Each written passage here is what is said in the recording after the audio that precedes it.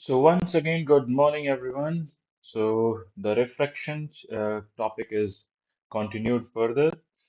We have till the previous videos, we have seen the Snell's law, which was the refractive index of second medium with respect to the first medium will be nothing but sine of angle I divided by sine of angle R.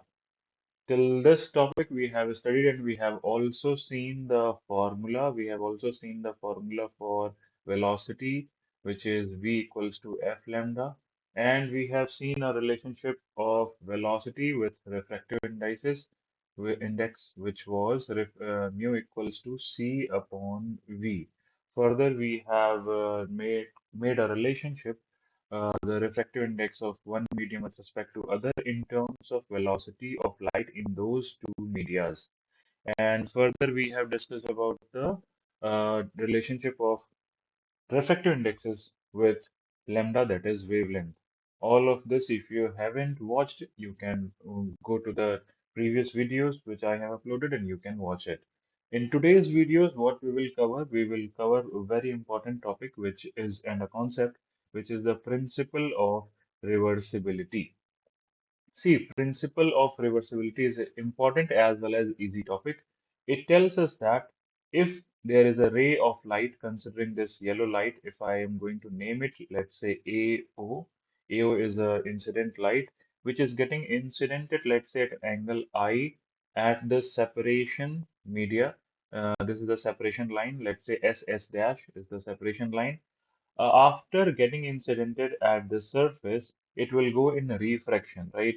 It will go in refraction and it will make an angle R. Fine. See, this is the path followed by incident ray AO. So the path is AO and then further it is going till, let's say, B. Okay. Now, the principle of reversibility states that if the same ray is incidented from the denser medium to rarer medium, considering this one as rarer and this one as denser medium. Now, see, so the same ray, the AOB or the incident ray AO, if incidented from the denser to the rarer medium with an angle making R as incidence. See, what I'm saying is the AO being the incident ray first from the rarer to denser medium or medium 1 to medium 2 is now being seen that OB is considered as incident ray and it will be incidented at an angle R. Now after this it will go in refraction from denser to rarer medium. See, it has been found out that if it will go in refraction from denser to rarer medium, it will follow the path OA. For in the previous case, it was the path of the incident ray, but here, if the BO ray is incidented at SS dash separation media from denser to rarer medium, it will follow the path OA. That means a ray of light when incidented from one medium to another medium at some angle gives an angle of refraction. If the angle of refraction is considered to be angle of incidence and the refraction is going to take place from denser to rarer medium, then the angle of refraction for the second scenario will be the angle of incidence of the first case. That means the ray of light has traced back its path. Okay. Now see, to do this experiment, we generally place a mirror, and this mirror is placed at an angle of 90 degree with the ray. That means the angle I at this point, at point B, the angle I will be, that is angle of reflection will be 0 degree. Okay. That is why for I equals to 0, we will have R equals to 0. Angle I and R are 0. That is why it is getting traced back its path. So this is the principle of reversibility in terms of this ray diagram. If we will relate it with the help of a refractive index, then we can say let me tell okay we can say, see, the refractive index. See, I have mentioned here is this one is the medium 1 and this one is medium 2. So refractive index of medium 2 with respect to first, if I have to write refractive index of medium 2 with respect to first, I'll write refractive index of medium 2 with respect to first will be nothing but will be nothing but if I write in terms of velocity, it will be v1 upon v2. If I write in terms of angles, then it will be sine of angle I divided by sine of angle R, right? Now, if I'm going to write the refractive index of first medium with respect to the second medium. See, I'm going to write the refractive index of first medium with respect to the second medium. Then it will be the sine of angle of incidence. Here, the angle of incidence is now angle of refraction in the previous case. So, sine of angle R upon sine of angle I, because here the angle of refraction is I from the previous case. And now, if we are going to multiply these two equations, we will get this first equation and second equation. We are going to get 1 mu 2 into 2 mu 1. 2 mu 1 equals to nothing but sine I upon sine R multiplied by sine R upon sine I, which is nothing but after simplification, we will say it is nothing but 1, right? It is 1. Okay. So this is the principle of reversibility, that the ray of light when incidented from one medium to another medium, if allowed to follow the angle of refraction as the angle of incidence from medium 2 to medium 1, then it will follow the same path. Now further, if we are going to say something about this equation, then we will have, then we will have this, we know that 1 mu 2, 1 mu 2 into 2 mu 1 was 1, right?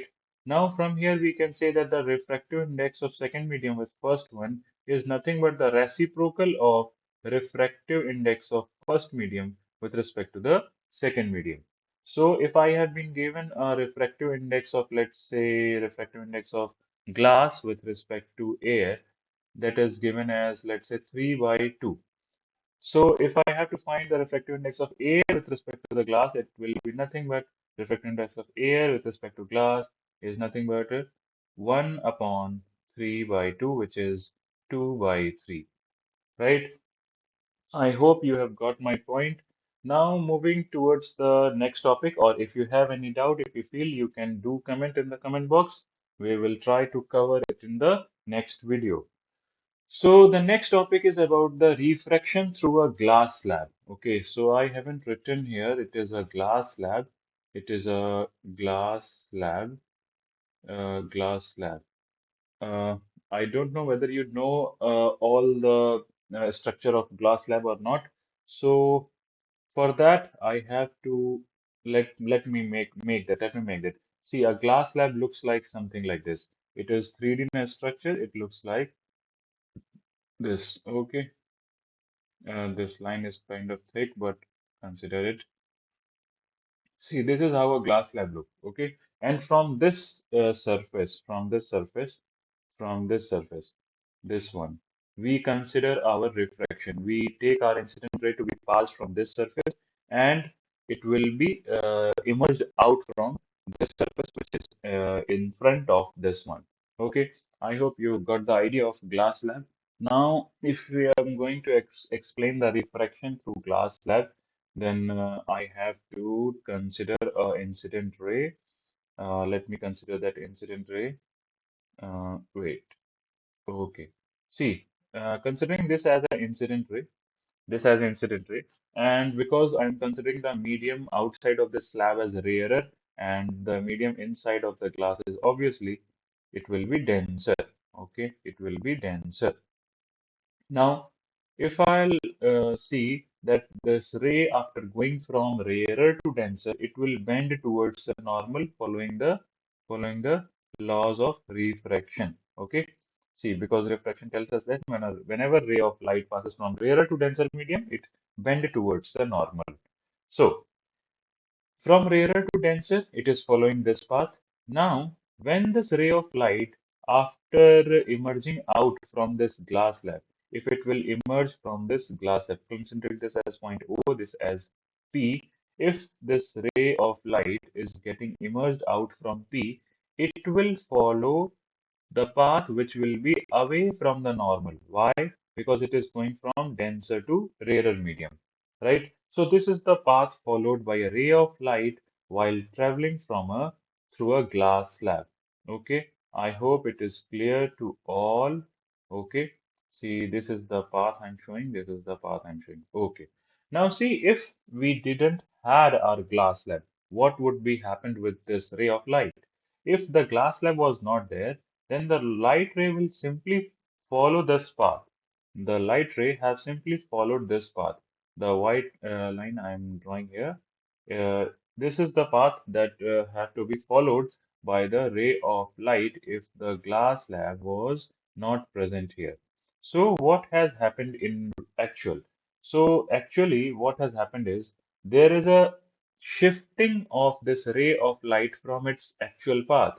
We can see if the slab was not there, the incident ray will follow this path, but because of the presence of this glass slab, it will follow this yellow line path.